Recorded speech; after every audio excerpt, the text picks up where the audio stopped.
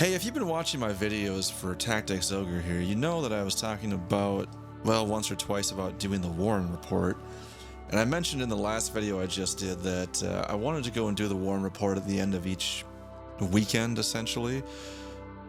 But the fact that I keep forgetting and other stuff makes me think that I'm just going to do these kind of side episodes about it. So here's the first one. Now to kind of go back to what the Warren report is, you have a character in your party named Warren. Oh, cool, I can play music. And that's the guy on the right. He's a seer. He's kind of an old sage. So you get all these different stats and stuff. You can see all the allies incapacitated. Oh, that's cool. Yeah, I don't care that there's that one battle that I had to use a chariot for, the tarot. So regardless, you have all these stats, but what you get are, not that, talk. You have these different report things. So they're kind of like catch-ups on what's going on, but not just that. It was just, wow. It isn't just what you've done, it's also kind of news about what you've done, right? You can look at all the people and everything here. I'm not going to go through them, but I am going to go through the news, because when you go through the news, sometimes you open up extra routes. You can go do side quests and stuff. And when I was playing this myself, I just go and do it as I see them. Maybe when I'm at the end of a day, when I've done playing or something, I'll go through it.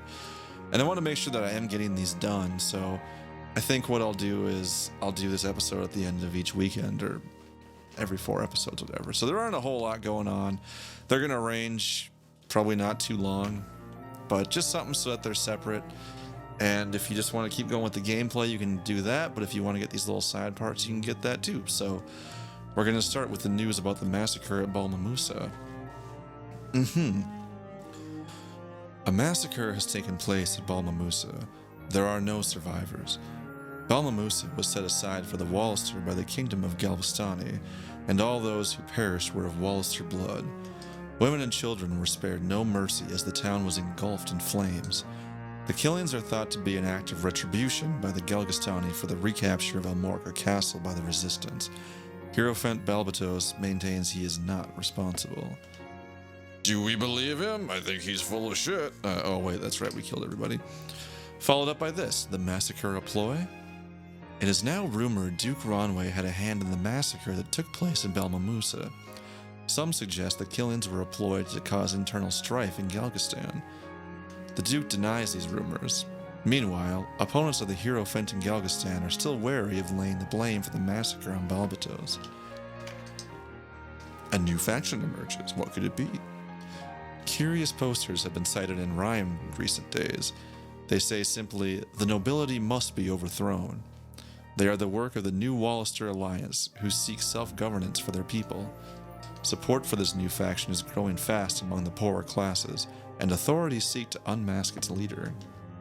So we met them, of course, with Aracel. She was part of them. Wallister forces defeated.